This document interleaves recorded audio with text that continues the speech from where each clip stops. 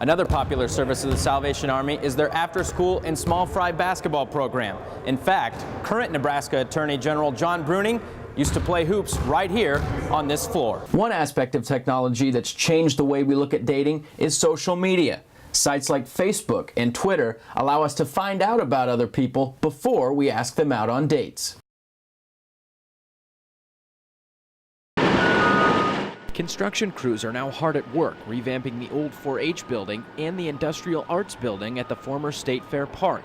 It's all part of Innovation Campus, which is turning the area into a hub for research and development. Construction worker Rob Henricks says right now the main focus is readying the buildings for projects down the road. Right now they're shoring up all the walls, making sure they're in good shape, really stabilizing the building for future construction. It's not just on the inside where construction is taking place. Henrik says his crew will likely need another 3 to 4 weeks to finish tearing out concrete from the old parking lots. What we're actually doing back over here is ripping up the old parking lots. Back over this way then, we have a bunch of earth moving equipment, and we're setting the elevations for the new additions then to the 4-H building. The firm of Scott Woodbury Wiggert of Lincoln are the non-exclusive developers for Phase 1 of the project on Innovation Campus. It was here at their offices that I met with Dan Duncan, the director of Innovation Campus, to talk about the timetable going forward. SDL1, which is the former 4-H building and the new building to the north of that, we're under construction. We're probably about a month away from a crane coming in. Footings are being poured, foundation being laid for the new building. The former livestock bowl has been demolished in that former 4-H building to make way for the conference center. If you've ever been shopping around Christmas time, there's a good chance you've seen bell ringers taking donations for the Salvation Army. What you might not know is just what the Salvation Army actually does. Well, first and foremost, believe it or not, the Salvation Army is a church. Captain Jamie Pilkington is in charge of the Salvation Army here in Lincoln. His church is active throughout the United States in 130 foreign countries. He says the money raised in those famous red kettles helps fund his organization, and their main mission is helping those who are less fortunate. By handing somebody a glass of cold water on a hot day, or paying their utility bill, or teaching a kid how to read, or handing them a hot meal on a cold winter night, that's preaching the gospel, and that's what we're called to do. Another popular service of the Salvation Army is their after-school and small fry basketball program. In fact, current Nebraska Attorney General John Bruning used to play hoops right here on this floor. The Salvation Army's after-school program takes in about 50 kids per day. Workers and volunteers help them with homework and provide a free hot meal for dinner.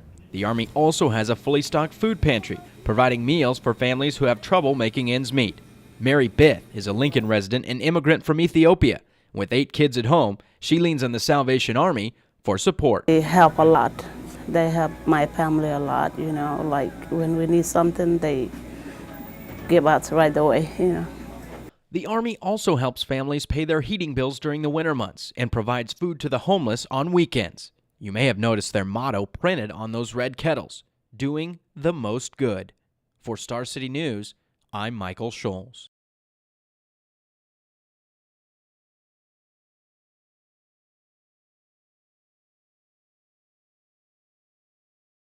The search continues for Nebraska's next lieutenant governor.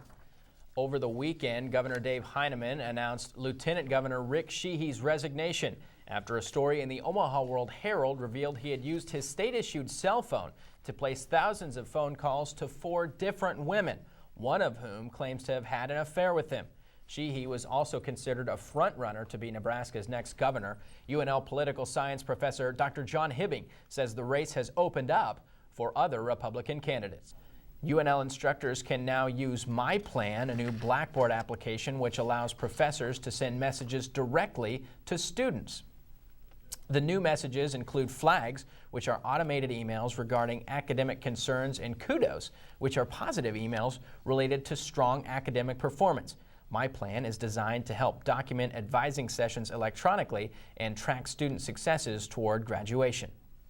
Welcome back to Star City News. Next, we'll take a look at some of the best and worst Super Bowl commercials. I tell you what, Emily, there were some good ones this year. There are a couple bad ones. I think there are every year. Jake Bachhoven has the lowdown in this week's social media report.